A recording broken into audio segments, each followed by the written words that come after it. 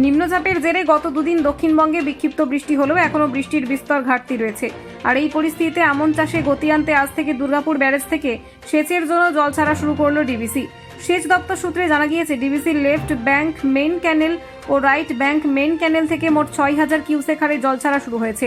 জুলাই মাস শেষ হতে চললেও এখনও পর্যন্ত সেই অর্থে ভারী বৃষ্টি পায়নি দক্ষিণবঙ্গের জেলাগুলি। ফলে শস্যগোলা, পূর্ব বর্ধমান সহ বাঁকুড়া, হাওড়া, হুগলি জেলায় আমন চাষ অনেকটা পিছিয়ে রয়েছে।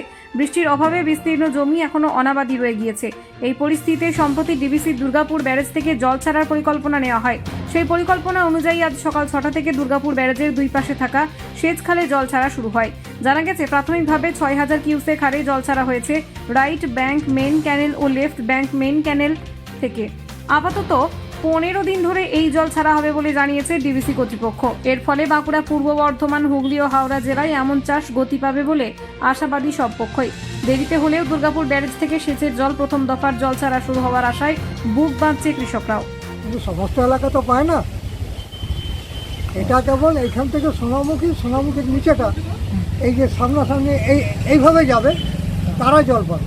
আচ্ছা, বড়জোড়ার মানুষ কতটা উপকৃত হবে? বর্তমানের মানুষও কিছু হবে, আংশিক পাবে।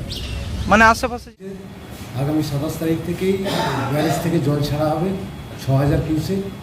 এলবিএমসি এবং আরবিএমসি মিলে পশ্চিম বর্ধমান, পূর্ব বর্ধমান এবং হাওড়া, হুগলি এবং বাঁকুড়া ডিস্ট্রিক্ট, এই সমস্ত চাষের জন্য জল দেওয়ার কাল থেকে শুরু হবে।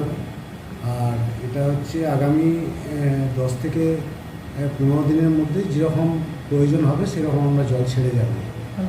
এটা হচ্ছে প্রথম পর্যায়ের ইরিগেশন হবে, তারপরে পরিস্থিতি অনুসারে আবার পরবর্তী ক্ষেত্রে জল ছাড়া হবে।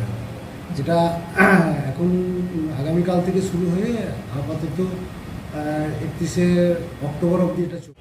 বর্ষা প্রতি বছরই হয়, এই বছর আমাদের এদিকে বর্ষাটা কম হারে, অন্যান্য জায়গায় হয়তো হয়েছে কিন্তু আমাদের দিকটা একটু কম হয়েছে। চাষিদের যেটা চাষ, প্রথমে বীজ ফেলেছিলেন, পরে বীজটা জলের অভাবে মারা যায়, নষ্ট হয়ে যায়। চাষি ভাইয়েরা রাজ্য সরকারের কাছে ডিএমের মাধ্যমে, বিডিওর মাধ্যমে দরখাস্ত করেন। সেটা মমতা বন্দ্যোপাধ্যায় মাননীয় মুখ্যমন্ত্রী বাংলা তাদের টাকা সাড়া দিয়ে আজকে সকাল 6টার থেকে জল ছেড়েছে, যাতে চাষিরা ভালোভাবে চাষ করতে পারে। দুটো দিকই, মেইন ক্যানেল থেকে সাইড ক্যানেলে যারা জল যেদিকে যাবে সেদিকে জল ছাড়া শুরু হয়েছে।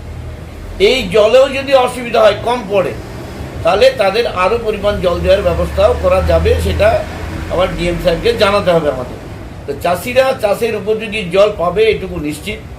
মাননীয় মুখ্যমন্ত্রী মমতা ব্যানার্জি চাষিদের জন্য চিন্তা ভাবনা করেন, অনেক রকম সুযোগ সুবিধা উনি জেনে বুঝিয়ে দিয়েছেন বা দেবেন বা দিচ্ছেন। আমরা তাই চাইব যে মমতা বন্দ্যোপাধ্যায় মানুষের পাশে যেমন আছে, চাষিরা আমাদের সঙ্গে থাকবে বা থাকে। চাষ যেন ভালোভাবে হয়, চাষির আনন্দই আমাদের আনন্দ।